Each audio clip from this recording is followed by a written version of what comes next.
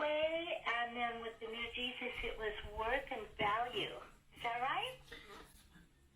Yes, Johanna, that's correct. Hi, how are you today? I'm good. Good. Welcome, everyone, wherever you are in the world, whenever you're listening. We greatly appreciate your time.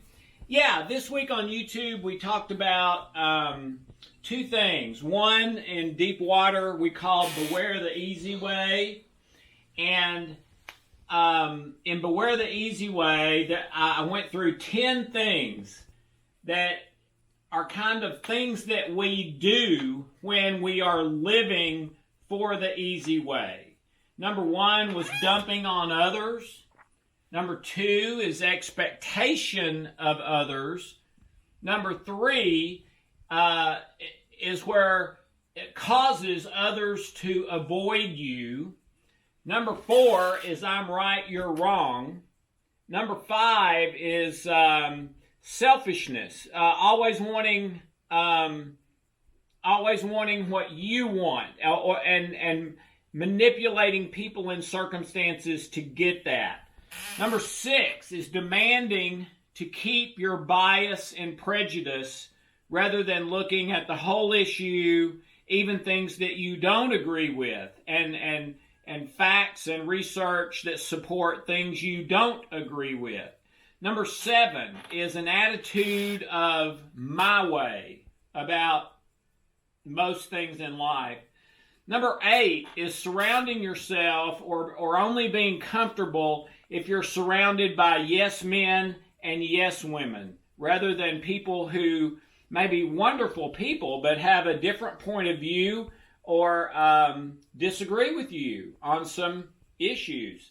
Number nine is insisting on fast success. Very often, fast doesn't have staying power.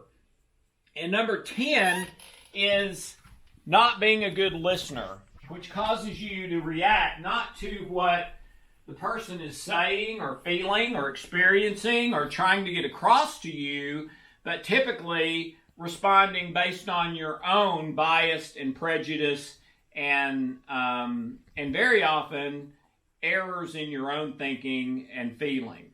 All right? So that was kind of Beware the Easy Way. And then the new Jesus about value and worth. Everything in your life is determined by what you value and assign worth to. Okay?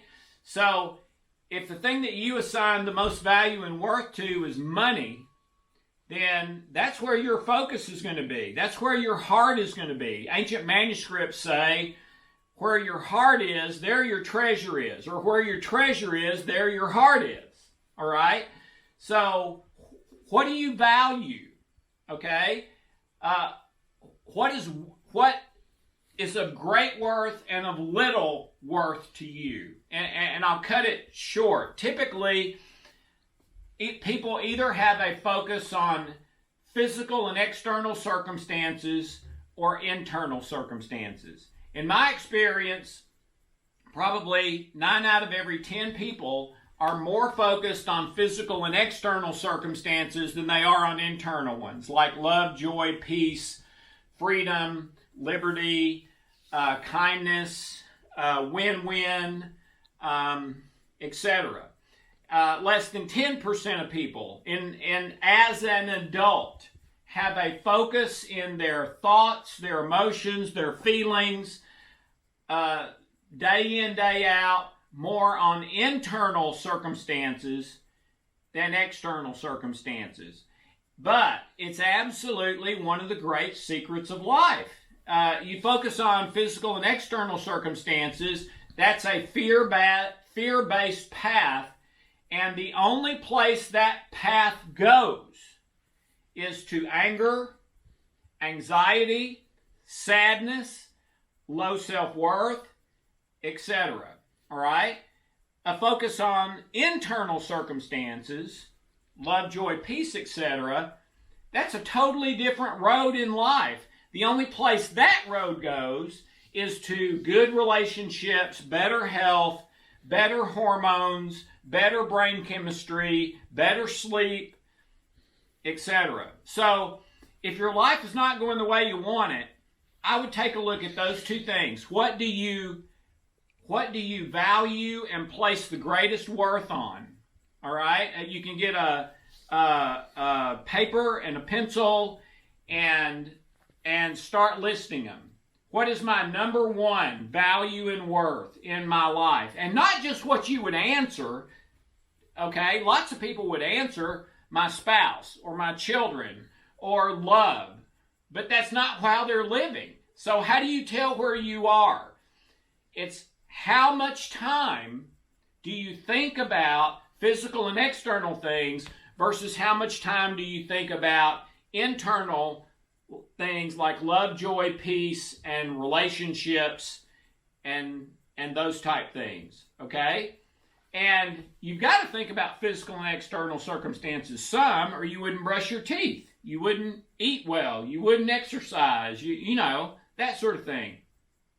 But your value and worth should be largely on internal circumstances. Love, joy, peace, the spiritual win-win-win for everyone concerned, etc.